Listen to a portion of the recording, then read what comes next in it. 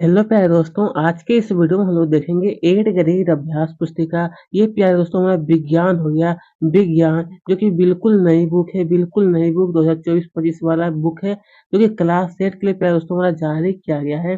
जो कि यहाँ पर आप सब देख सकते हैं, यहाँ पर आप सब देख सकते हैं, ये हमें दिया गया है, बिल्कुल नई है। तो चलिए यहाँ पर आप सब देखिए, सभी अध्याय का नाम भी दिया गया है।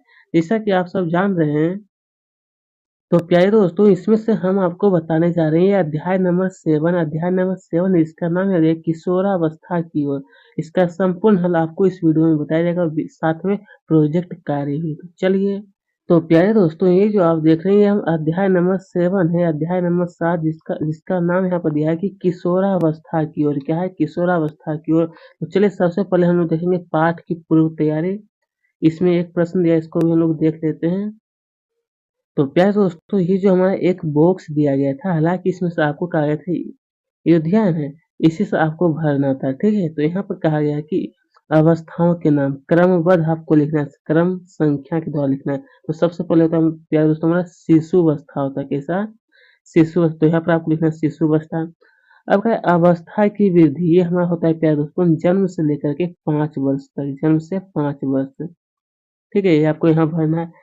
अब कहा है कि शारीरिक परिवर्तन, बालक में क्या परिवर्तन? तो ये शिशु का रेंगना, रेंगना। और भी यहाँ पर अगर चाहे तो आप लिख सकते हैं कि शिशु का रेंगना, बोलना भी आप लिख सकते हैं, ठीक है।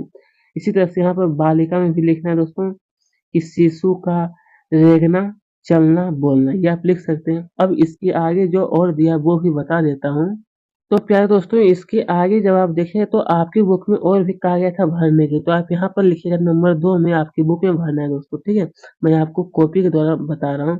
यहाँ पर आपको लिखना है बाल अवस्था, जिसमें 6 से लेकर के 12 वर्ष तक होता है। इसमें क्या होता है कि बालक में दोस्तों हमारा मानसिक विकास होता है, और बालिका जो था उसमें भी क्या होता है, मानसिक विकास होता है, वो भरना है। अब यहाँ देखिए नंबर 3 में क्या होगा, किशोरावस्था। यहाँ पर आपको लिखना है नंबर 3 किशोरावस्था। यहाँ लिखना है कि 12 से लेकर के 18 वर्ष ये होता है, और इसमें प्यारे दोस्तों हमारा शारीरिक विकास होता है, और इसमें क्या होता है, बालिका में जननांग अंग विकास होता है। इसी तरह यहाँ पर नंबर 4 में युवावस्था यहाँ पर लिखना है, यह 28 से लेकर के 21 वर्ष होता है। इसमें प्रजनन बाल आना होता है, और इसमें क्या होता है कि गर्भाशय यानी अंडा का विकास होना इसी में होता है, ठीक है। यही आपको अपने बुक में भरिएगा। आगे देखिए प्यारे दोस्तों, पाठ की पूर्व तैयारी कंप्लीट हो गया। अब आगे आगे देखते हैं। तो यहाँ पर आखिरकार हमसे पूछा गया सबसे पहले, तो प्यारे दोस्तों ये जो आप देख रहे हैं, क्या एक पीडीएफ के माध्यम से बता रहा हूँ। यहाँ पर कोई दिक्कत भी नहीं होगा, और आपको समझने में भी कोई दिक्कत नहीं होगा। आप अच्छी तरह से अपने नोटबुक में भी नोट करिएगा, खुशी-खुशी, कोई यहाँ पर परेशानी नहीं होगा। चलिए शुरू करते हैं। प्रश्न 1, जीवन का ऐसा काल जिसमें आप ना तो बच्चे रहते हैं और ना ही बड़े, तो इस अवधि को हम लोग क्या कहलाता है? यहाँ पर हमारा ऑप्शन है कि बाल्यकाल, युवावस्था, किशोरावस्था या फिर वृद्धावस्था। इसका राइट आंसर जो है प्यारे दोस्तों हमारा ये है युवावस्था कहता है। कैसा? युवावस्था। ऑप्शन नंबर बी बिल्कुल सही हो जाएगा। इसी तरह देखिए नंबर 2 में बिल्कुल न्यू बुक है दोस्तों, न्यू बुक का यह पीडीएफ है। चलिए, आपकी कक्षा में कोई मित्र शारीरिक रूप से दुर्बल है तो आप उसे आहार में क्या खाने का यहाँ पर सलाह देंगे? ऑप्शन चिप्स, नूडल्स, बर्गर, या फिर डिब्बा बंद खाद्य पदार्थ, या फिर रोटी दाल हरी सब्जी। तो हम उसे क्या कहेंगे खाने के लिए दोस्तों? रोटी दाल और हरी सब्जी। इससे हष्ट-पुष्ट शरीर हमारा रहता है। यहाँ पर फिर देखिए क्या है, बूझो, प्यारे दोस्तों यहाँ क्या है, बूझो ने दादाजी दादाजी मधुमेह रोग से पीड़ित हैं, तो डॉक्टर द्वारा इंसुलिन हार्मोन की कमी हो गई है। इंसुलिन का उत्पादन निम्न में से किस ग्रंथि से होता है? कौन सा ग्रंथि है? ऑप्शन पीयूष ग्रंथि, एड्रिनल ग्रंथि, अग्नाशय ग्रंथि, या फिर थायराइड ग्रंथि। तो ये हो जाएगा प्यारे दोस्तों हमारा अग्नाशय ग्रंथि। कैसी है? तो अग्नाशय ग्रंथि। सी नंबर बिल्कुल राइट हो जाएगा। चलिए, इसी तरह से जब हम आगे देखते हैं, तो नंबर 4 में आखिरकार हमसे कहा गया था कि नशीले दवाओं जिसको हम लोग कहते हैं ड्रग्स, क्या कहते हैं? ड्रग्स के सेवन से क्या हानिकारक प्रभाव होते हैं? क्या हानिक प्रभाव? यहाँ पर ऑप्शन दिया है कि तनाव महसूस होना, भ्रमित यानी असुरक्षित महसूस होना, स्वास्थ्य यानी खुशी दोनों बर्बाद होना। तो प्यारे दोस्तों इसका हम क्या होगा, उपयुक्त सभी, यानी ये सभी जो कारण जो दिया गया है बिल्कुल सही होता है। ये नशीली दवाओं की वजह से। हालाँकि ये सब सेवन बिल्कुल नहीं करना चाहिए प्यारे दोस्तों, ये गलत चीज़ है, ठीक है? यहाँ पे क्या है किशोरावस्था का लक्षण क्या नहीं है? किशोरावस्था का लक्षण लंबाई में वृद्धि, स्वर में परिवर्तन, संवेदनात्मक अपरिपक्वता या फिर शारीरिक आकृति में परिवर्तन। तो ये हो जाएगा प्यारे दोस्तों संवेदनात्मक अपरिपक्वता। ये क्या एक लक्षण नहीं बाकी लंबाई ये तीनों क्या लक्षण हमारा है, लेकिन ये नहीं है। इसी तरह यहाँ पर देखिए नीचे दिए गए शब्दों का चयन कर रिक्त स्थानों की पूर्ति कीजिए। ये जो दिया शब्द इससे रिक्त स्थान को क्या करना है पुनः पूर्ति करके आपको कंप्लीट कर देना है रिक्त स्थान को। तो यहाँ पर देखिए जो उत्तर है मैंने उसको हाईलाइट कर दिया हूँ। हाईलाइट यहाँ पर कहा है कि शरीर में इंसुलिन हार्मोन की कमी के कारण यहाँ पर क्या होता है मधुमेह रोग होता है। कैसा? तो मधुमेह रोग। इसी तरह अंतःस्वर्गी ग्रंथियों द्वारा स्त्रावित पदार्थ यहाँ पर क्या बना आपको हार्मोन क्या बना प्यारे दोस्तों हार्मोन रुधिर में सीधे पहुँचते हैं। तो चलिए यहाँ पर देखते हैं तो यहाँ पर क्या है भुजों की लंबाई में एकाएक वृद्धि हो रही है। वह जीवन की कैसी है? तो किशोरावस्था में इसलिए क्या होता है दोस्तों उस समय में उस उम्र में अचानक क्या होता है शरीर की वृद्धि हमारी होती है। अब ये हरी पत्तेदार सब्जियां गुड़ आदि ये क्या है लौह प्रचुर खाद्य पदार्थ है। कैसी है दोस्तों लौह प्रचुर खाद्य पदार्थ है। इसको हालांकि दोस्तों प्रतिदिन हमको भोजन में सेवन करना चाहिए। यहाँ पे देखिए क्या है यहाँ पर देखिए क्या है वृष्ण तथा अंडाशय यहाँ पर क्या बना आपको लैंगिक हार्मोन स्रावित करते हैं। कैसी प्यारे दोस्तों तो लैंगिक हार्मोन स्रावित करते हैं। इसी तरह से यहाँ जब आप देखिएगा प्यारे दोस्तों तो यहाँ पर हमसे कहा गया है अति लघुत्तर ये प्रश्न हालांकि यहाँ पर सबसे पहले कहा है सामान्यतः लड़कियों का स्वर उच्च उच्चता तत्व वाला होता है जबकि लड़कों का स्वर गहरा होता है। ऐसा किस लिए होता है? ऐसा क्यों होता है? तो लिखना है कि लड़कों में 10 मिलीमीटर और लड़कियों में 4 मिलीमीटर मोटा और लंबा स्वर यंत्र होता है इसलिए लड़कों की आवाज बदल जाती है वे गहरी हो जाती है। यही सबसे बड़ा कारण है ठीक है। हालांकि दोस्तों मेरा भी आवाज थोड़ा क्या है गहरा है। अगर मैं अभी यही दोस्तों अगर हम लड़की होते तो मेरा आवाज क्या होता थोड़ा पतला होता। कैसे? तो पतली। यदि व्यक्ति के आहार में पर्याप्त आयोडीन न हो तो क्या होगा? क्या होगा अगर किसी भी व्यक्ति में प्यारे दोस्तों आयोडीन प्राप्त नहीं हो तो इसके बारे में आप लिखते हैं। देखिए दोस्तों मैं आपको बताता हूँ कि एक चीज कि मैं आपको समझा करके आंसर बताता हूँ। ऐसा नहीं क्या दोस्तों कि आप सिर्फ लिख लीजिएगा तो वही पढ़ाई का मतलब यह होता है कि इसे आप सबसे पहले समझिए कि क्या कहा गया है, उसके बाद अपने नोट भी करिए, ठीक है? ऐसा नहीं कि आप जल्दी-जल्दी नोट कर लीजिए अपने नोटबुक में, बस ये हो गया मेरा पढ़ाई कंप्लीट हो गई, ऐसी बात नहीं है, ठीक है? और मैं आपको बिल्कुल सही और सटीक जवाब देता हूँ और दोस्तों मैं आपको ज़्यादा बड़ा उत्तर भी नहीं लिखाता हूँ, ठीक है? तो यहाँ पर आप लिखना है कि उत्तर में यदि व्यक्ति के आहार में पर्याप्त आयोडीन न हो तो थायरॉक्सिन का निर्माण नहीं होगा, जिससे उसे इस ग्वाइटर ग्वा यहाँ पर हो जाएगा गाइटर होगा गाइटर, ठीक है? गाइटर यहाँ पर मुँह की जगह आपको करना है गाइटर होता है, ठीक है? गाइटर होता है। गाइटर इसको हम लोग कहते हैं घेंघा रोग हो जाएगा। चलिए किशोरावस्था में अधिकतर किशोरों के चेहरे पर फुंसियाँ और मुहांसे क्यों आ जाते हैं? ये बिल्कुल सही बात है दोस्तों। किशोरावस्था की उम्र में तो इसका उत्तर है ना कि किशोरावस्था में श्वेत तथा तेल ग्रंथियाँ का स्राव बढ़ जाता है। इन ग्रंथियों की अधिक क्रियाशीलता के कारण किशोरों के चेहरों पर यहाँ पर आपको प्यारे दोस्तों फुंसियाँ यहाँ पर लिखना है। कैसे? यहाँ पर आपको फुंसियाँ कर लेना है ये वाला है, ठीक है? फुंसियाँ और मुहांसे आ जाते हैं, ठीक है? तो दोस्तों वही इसका उत्तर है। आप अच्छी तरह से सभी प्रश्न का उत्तर आप अच्छी तरह से अपने नोट करते चलिएगा मेरे साथ चलिए। क्या है चिप्स तथा पैक किए हुए अथवा डिब्बाबंद खाद्य को नियमित भोज उतना उचित नहीं है। आखिर क्यों? आखिर क्यों उचित नहीं है? तो इसके बारे में आप सब लिखिएगा दोस्तों कि चिप्स तथा पैक किए हुए भोजन में गैस होती है तथा घातक बैक्टीरिया हो सकते हैं। हालाँकि हालाँकि अंतराल में लेना लेना चाहिए वे फिर आगे आपको लिखना है दोस्तों यहाँ पर कि चाहिए वे पैकिंग की अंतिम तिथि का अवलोकन करना चाहिए। मतलब जब आप पैकिंग वाले कोई भी वस्तु अगर उससे कोई खा रहे हैं खाद्य पदार्थ तो आपको उसका अंतिम तिथि देख लीजिएगा यानी एक्सपायर कब वो होने वाला है। इसी तरह से यहाँ पे देखिए तो यहाँ पर क्या है कि नीचे दिए गए चित्र में रिक्त वृत्तों को भरिए ए तथा भी बच्चे नर हैं अथवा मादा वो भी आपको क्या करना है लिखना है। तो चलिए प्यारे दोस्तों मैं बता देता हूँ। तो प्यारे दोस्तों ये जो आप देख रहे हैं फिर आपको क्या करना है भरना है ये अंडाणु है ये शुक्राणु है। तो अंडाणु में क्या होता है डबल एक्स और इसमें एक्स वाई होता है ठीक है ये तो आपको पता ही है। और यहाँ पर ये हो हमारा लड़की है ये हो हमारा लड़का जिसमें एक्स वाई होता है वो क्या होता है लड़का होता है ठीक है ये आपको ध्यान में रखना है। आप इसे नोट भी कर लीजिएगा।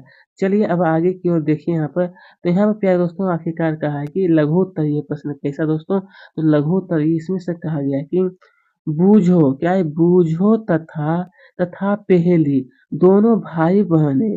बूझो ने अपना जन्मदिन मनाया जिसमें जिसमें उसके कई मित्र आए हैं। पहेली पहेली अपने भाई के मित्रों से लगभग 1 वर्ष उपरांत मिल रही है। उसे अपने भाई के मित्रों में अनेक परिवर्तन जैसे किसी की लंबाई एकाएक बढ़ गई, किसी की आवाज़ भारी हो गई तो किसी किसी लड़के की मूंछें निकल आई। आइए देखने को मिला। तो आपको इसमें से मतलब ये जो दिया गया है ना दोस्तों, इसी के आधार पर आपको कुछ क्वेश्चन पूछा गया है कि नंबर 1 में कि अनुमान लगाइए बूझो ये जो बूझो जो है दोस्तों आखिरकार बूझो अपना कौन-सा जन्मदिन मना रहा था? तो उत्तर में लिखना है कि बूझो अपना 14वाँ वर्ष का जन्मदिन मना रहा था। ठीक है? क्योंकि दोस्तों ये हमारा क्लास 8 का बुक है, तो क्लास 8 में जो होते हैं, उनका उम्र जो होता है लगभग 14 या 15 वर्ष का ही होता है, ठीक है? तो अनुमान के आधार पे ये 14 वर्ष हो जाएगा। इसी तरह यहाँ पर देखिए, बूझो के मित्रों का है, बूझो के जो मित्रों के शरीर में होने वाले परिवर्तन की अवस्था को हम लोग क्या कहेंगे? तो उत्तर में लिखना है कि बूझों के मित्रों के शरीर में होने वाले परिवर्तन को किशोरावस्था कहते हैं। कैसी प्यारे दोस्तों? तो इसे हम लोग किशोरावस्था कहते हैं। इसी तरह यहाँ पर आप सब देखिए अनुमान लगाइए कि शरीर में होने वाले इन परिवर्तनों की अवधि कब तक रहती है?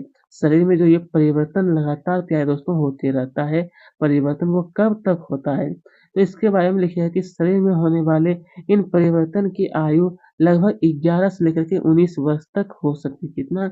11 से लेकर के 19 तक है। चलिए इसी तरह यहाँ पे देखिए क्या है पहेली ने अपने घर के पास के पोखर में मेंढक के बहुत सारे अंडे देखे और अंडे में टेडपोल में परिवर्तन के उपरांत टेडपोल क्या होता है दोस्तों ये मेंढक का अंडे को हम लोग कहते हैं टेडपोल मेंढक में परिवर्धित नहीं हुई ऐसे होने का क्या कारण हो सकता है दोस्तों आखिरकार ऐसा होने का क्या कारण हो सकता है तो प्यारे दोस्तों इसका उत्तर आप इस प्रकार से लिखिएगा कि यदि जल में जिसमें टेडपोल वृद्धि कर रहे हैं पर्याप्त मात्रा में आयोडीन नहीं है तो टेडपोल वयस्क यानी मेंढक में परिवर्धित नहीं हो सकते ठीक है अगर पर्याप्त मात्रा में उसमें आयोडीन नहीं है तो टेडपोल क्या होगा वो मेंढक में परिवर्तित नहीं हो सकता है दोस्तों यहाँ पर थोड़ा लग रहा है कि यहाँ परिवर्तित ही होगा परिवर्तित एक ही बात है चलिए प्यारे दोस्तों अब हमसे कहा है कि निम्नलिखित तालिका को पूर्ण कीजिए। दोस्तों अपना बुक जब यहाँ पर देखिएगा तो आपको एक यहाँ पे तालिका दिया है जिसे आपको कहा है कंप्लीट करने के लिए। तो यहाँ पे देखिए हार्मोन, ग्रंथि और यहाँ पर कार्य दिया है। तो सबसे पहले आपको लिखना है वृद्धि हार्मोन। यह कौन सी ग्रंथि है? तो पीयूष ग्रंथि है और इसका काम क्या है? आखिर इसका कार्य क्या है? तो इसके बारे में लिखना है कि हड्डियों व पेशियों के विकास पर क्या करता है? यह हमारा नियंत्रण करना क्या है? तो नियंत्रण करना इसी तरह यहाँ पर थायरोक्सिन ये जो थायरोक्सिन जो दिया गया आखिरकार प्यारे दोस्तों ये थायराइड ग्रंथि कैसी दोस्तों ये हमारा थायराइड ग्रंथि है जो कि हमारा वसा प्रोटीन उपापचय पर क्या करता है यह नियंत्रण करता है वसा प्रोटीन उपापचय पर नियंत्रण इसी तरह यहाँ पर आप सब देखिए एड्रेनिल क्या है? एड्रेनेलिन। तो ये जो हमारा प्यारे दोस्तों कैसे वो एड्रिनल ग्रंथि कैसा एड्रिनल ग्रंथि है। इसके बारे में आप सबको लिखना है कि क्रोध क्रोध चिंता एवं उत्तेजना की अवस्था में तनाव के संयोजन का कार्य क्या करता है? यह करता है, इसका ही कार्य होता है। चलिए दोस्तों, जब हम लोग आगे की ओर देखते हैं, यहाँ पर क्वेश्चन नंबर 11 होता है किशोरावस्था में किशोरों में अनेक शारीरिक परिवर्तन होते हैं। यह बिल्कुल सही बात है। तो क्या कुछ परिवर्तन लड़कों तथा लड़कियों में अलग अलग होते हैं। तो लड़कों तथा लड़कियों में होने वाले परिवर्तन को सूचीबद्ध कीजिए। आखिरकार लड़कों में क्या परिवर्तन होता है और लड़कियों में क्या परिवर्तन होता है, लड़कियों में क्या परिवर्तन होता है वो आपको बताना है। तो चलिए, आपको इस प्रकार से लिखना है। चाहे तो दोस्तों आप इस प्रकार भी कर सकते हैं, इस तरह से भी लिखें तो अच्छा ही है। लिखिए सबसे पहले लड़कों में परिवर्तन, इसमें से आप लिख सकते हैं कि आवाज़ भारी होना होना यहाँ पर फिर कोमा लगाना है। ऊंचाई लंबाई बढ़ जाना, फिर यहाँ कोमा देना है। चेहरे पर दाढ़ी आ जाना, फिर वजन बढ़ जाना है। इसी तरह से यहाँ पर आपको क्या करना है, लड़कियों में परिवर्तन लिखना है कि वजन में वृद्धि, स्तन का विकास प्रारंभ होना और मासिक चक्र। लड़कियों में क्या होता है प्यारे दोस्तों, मासिक जो होता है चक्र होता है वो क्या होता है, शुरू हो जाना या किशोरावस्था में होना शुरू हो जाता है। ठीक है, तो यही आपको लिखना था। चलिए, अब यहाँ पर क्या है, किशोरावस्था में व्यक्तिगत सफाई में अत्यधिक ध्यान देना चाहिए। आखिर ऐसा क्यों? किशोरावस्था में प्यारे दोस्तों, तो लिखना है कि किशोरों में श्वेत ग्रंथियां की अधिक क्रियाशीलता के कारण शरीर के गंध आने लगती है। शरीर के सभी अंगों को समान यहाँ पर स्नान। तो यहाँ पर आपको लिखना है कि शरीर के सभी भागों को, ये आपको नहीं लिखना है। स समय पर धोना चाहिए, सफाई ना होने से संक्रमण का खतरा बढ़ जाता है। इसलिए किशोरावस्था में मुख्य रूप से क्या करना चाहिए, साफ-सफाई पर अधिक ध्यान देना चाहिए। मतलब अपने शरीर पर। तो दोस्तों अभी आप जो हैं वो क्या है, किशोरावस्था में, इसीलिए आप अपने शरीर पर ध्यान दीजिएगा अच्छी तरह से। तो चलिए, अब हम लोग देखते हैं दीर्घ उत्तरीय प्रश्न है। हालाँकि क्या है, हमारे देश में विवाह की विवाह की विधि संगत यानी कानूनी न्यूनतम आयु जो दोस्तों वो 18 वर्ष है लड़कियों के लिए, लेकिन लड़कों के लिए 21 वर्ष कानून में दिया गया है। क्या विवाह की आयु का निर्धारित नहीं होती तो बताइए कि किशोरों के शारीरिक तथा मानसिक स्वास्थ्य पर क्या प्रभाव आखिर पड़ता है, क्या प्रभाव प्यारे दोस्तों पड़ता है। तो लिखना है कि किशोरों में परिपक्वता का अभाव होता है। कम आयु में विवाह विवाह यहाँ पर हो जाए दोस्तों विवाह से, ठीक है, विवाह से स्वास्थ्य पर बुरा प्रभाव होता है। शारीरिक व मानसिक तनाव महसूस करते हैं। इसीलिए समय पर दोस्तों सभी काम समय पर ही होता है। इसलिए शादी विवाह जो होता है वो कम से कम 21 वर्ष में होनी चाहिए और न्यूनतम कितना है, 18। इससे कम वर्ष में नहीं होना चाहिए, हालांकि यह कानूनी अपराध हो जाता है। किशोरों के विकास के अवसर पर क्या प्रभाव होगा? किशोरों के विकास पर तो उत्तर वजन में कमी आना, व शारीरिक मानसिक विकास का असंतुलन हो जाना, हार्मोन का असंतुलन हो जाता है। तो इसलिए समय पर दोस्तों विवाह करनी चाहिए। टिप्पणी कीजिए, यहाँ पे आखिरकार प्यारे दोस्तों का है कि किशोरावस्था में शारीरिक व्यायाम का महत्व। अगर किशोरावस्था में प्यारे दोस्तों में शारीरिक व्यायाम क्यों करना चाहिए, तो यहाँ पर लिखना है कि किशोरावस्था में शारीरिक व्यायाम का महत्व निम्नलिखित है, जो कि नंबर 1 में लिखना है कि मांसपेशियां मजबूत होना, मानसिक तनाव कम होना, मानसिक सकारात्मक प्रभाव, हार्मोन्स का स्तर नहीं होना, शारीरिक में फुर्ती फुर्ती आना। क्या है यहाँ पर, फुर्ती आना, फुर्ती नहीं है, फुर्ती होगा फॉर्म द्रुहु का, तो हर्षिका ऊपर है, फुर्ती आना। ठीक है, ये आपको नोट करिएगा। चलिए, इसी तरह यहाँ पर कहा गया आखिरकार से कि किशोरावस्था में नशीली दवाओं के सेवन का स्वास्थ्य पर क्या प्रभाव पड़ता है। अगर दोस्तों किशोरावस्था में अगर आप होते हैं तो आपसे दोस्तों हम आपसे अनुरोध करते हैं कि आप नशीली दवाओं का कभी भी सेवन ना करिएगा। ठीक है, तो इसके बारे में आपसे लिखना है कि किशोरावस्था में नशीली दवाओं के सेवन का स्वास्थ्य पर बहुत बुरा प्रभाव पड़ता है, जो कि नंबर 1 मस्तिष्क के विकास में प्रधान मतलब इसमें रोक लगाता है। शरीर का तापमान बढ़ना, हृदय गति, रक्तचाप बढ़ना, भूख में कमी, अनिद्रा व कंपन और उदासी यानी लंबाई सेंटीमीटर में क्या तो इसमें भी कमी हो जाती है।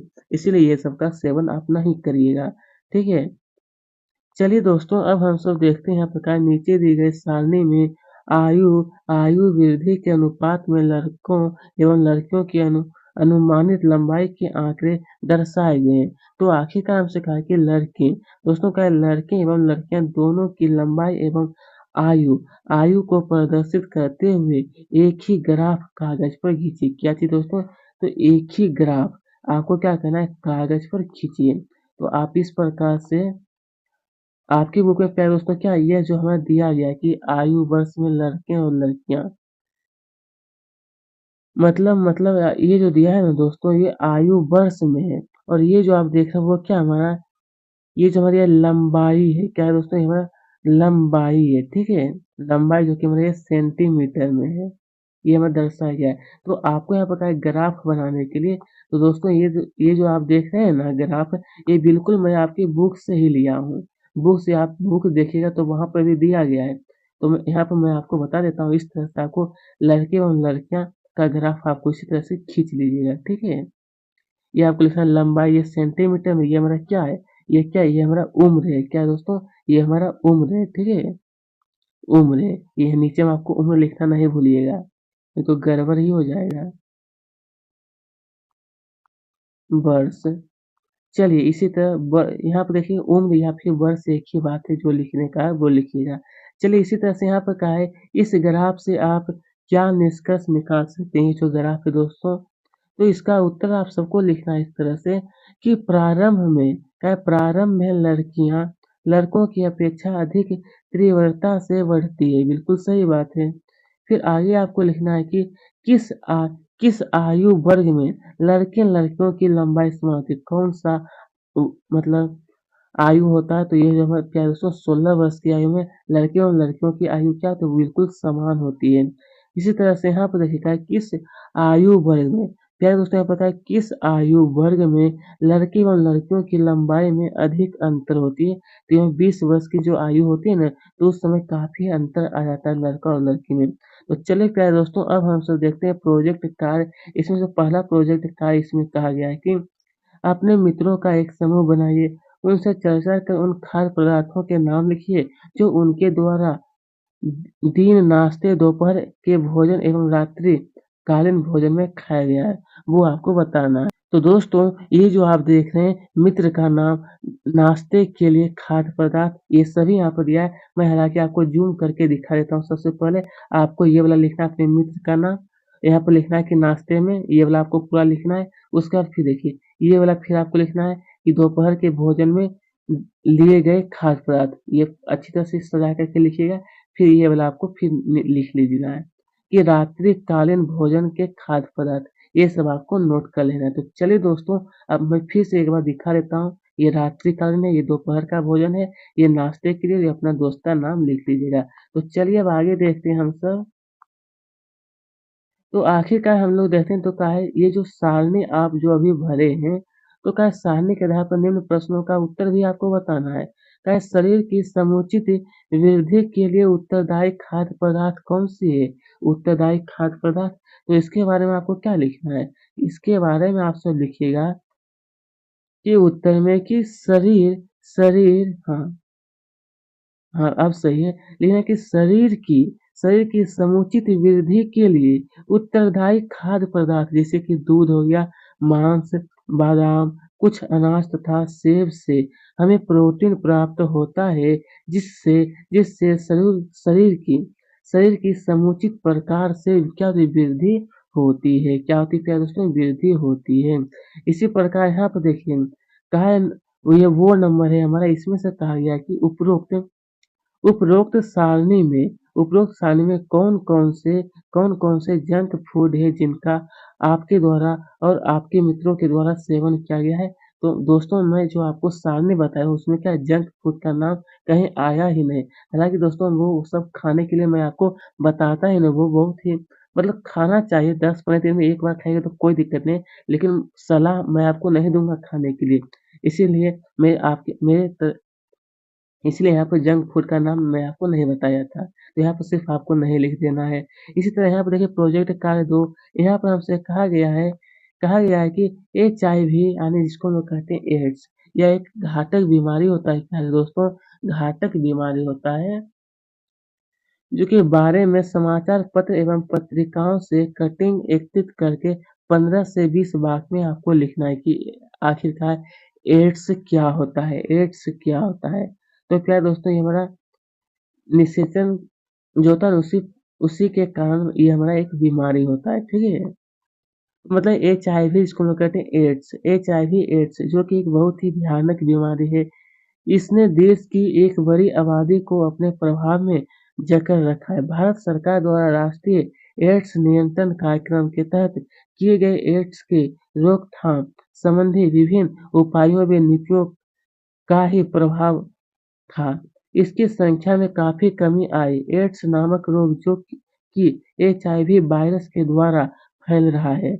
एड्स से मरने वाले लोगों की जो संख्या थी दोस्तों, वो अब 29% की कमी आई है। लगभग 2011 तक एंटीरेट्रोवायरल रेट्रोवायरल थेरेपी आईआरटी की मदद से बचाया जा चुका है। पूरा विश्व इस महामारी को रोकने तथा जड़ से मिटाने का प्रयास कर रहा है। तो वही आपको प्यारे दोस्तों क्या कहना है एड्स एड्स प्यारे दोस्तों वही हमारा हो गया ये हमारा एचआईवी एड्स के बारे में बताया गया है। ये जो होता है दोस्तों ये किस प्रक्रिया के दौरान होता है, ये जो निषेचन जो होता है ना उसी के दौरान ये हमारा एक बीमारी होता है, काफ़ी घातक बीमारी है। ये निषेचन के उपरांत ये होने वाली बीमारी है, ठीक है? चलिए अब यहाँ पे देखिए क्या है संक्रामक रोगों की सूची बनाएँ तथा ये किन माध्यमों द्वारा एक व्यक्ति से दूसरे व्यक्ति में फैलते हैं। ऐसे रोगों की रोकथाम के लिए आप क्या-क्या उपाय करेंगे, वो भी आपको लिखना है। दोस्तों आपको बुरा लगता होगा कि ये वीडियो काफ़ी लंबी होती है लेकिन कोई बात नहीं दोस्तों मैं आपको समझा कर के बताता हूँ, इसलिए वीडियो लंबी होती है। आपको समझना भी ज़रूरी होता है ना, मैं आपके भला के लिए बता रहा हूँ, ठीक है? ऐसा नहीं सिर्फ़ आपको बता दूँगा तो इससे हमको क्या फ़ायदा या फिर आपको ही क्या फ़ायदा हुआ? इसलिए समझा-समझा करके बताता हूँ, तो आपको भी अच्छा लगता है और मुझे भी खुशी होती है कि बच्चों को मैं अच्छी तरह से पढ़ा पाता हूँ। तो लिखना कि संक्रामक रोग संक्र संक्रामक रोग जो किसी न किसी रोग जनित कारकों यानी रोगाणु जैसे कि प्रोटोजोआ, कवक, जीवाणु, वायरस इत्यादि के कारण होते हैं। यह निम्न प्रकार के होते हैं जैसे कि मलेरिया हो गया, टाइफाइड हो गया, चेचक हो गया, इन्फ्लुएंजा इत्यादि संक्रमण रोगों का उदाहरण है। संक्रमण रोगों में एक शरीर से प्यारे दोस्तों यहाँ पर क्या है एक शरीर से दूसरे शरीर में फैलने की क्षमता होती है। किसमें? तो संक्रमण रोगों से। तो फिर आपको बताना है कि संक्रामक रोगों की रोकथाम के लिए आपको उपाय भी बताना है। तो इसके बारे में आप सब लिखिएगा कि टीकों के ज़रिए संक्रमण का मतलब क्या है दोस्तों? कहते हैं एक व्यक्ति से दूसरे व्यक्ति में फैलने वाला है। तो आप बोलिएगा कैसे फैलता है? हवा के माध्यम से हवा के माध्यम से या फिर शरीर में टच होने के माध्यम से, अगर कोई व्यक्ति छींक करता है तो उसके माध्यम से। टीकों के ज़रिए रोगों का समय पूर्व मुकाबला करना व उन्हें नियंत्रण में लाना, रोगी से जुड़े स्थान को साफ करें। नंबर 3 में लिखना है कि हाथ धोएँ। संक्रमण से बचने का सबसे अच्छा तरीका है कि आप बार-बार साबुन या पानी से हाथ धोते रहें। यदि आप एक पशु प्रेमी हैं तो सावधानी रखें। तो प्यारे दोस्तों यहाँ पर थोड़ा-सा ये जो संक्रमण जो आपको लिखा हुआ है ये संक्रामक होता है, संक्रामक। तो यही पूरा कंप्लीट हो गया प्यारे दोस्तों आज का ये वीडियो। तो दोस्तों आपको ये वीडियो कैसी लगी हमें कमेंट में ज़रूर बताइएगा। तो फिर से हम लोग अगले वीडियो में मिलेंगे। थैंक्स आप सबका। अगर अभी तक हमारे चैनल को सब्सक्राइब नहीं किया तो ज़रूर कर दीजिए।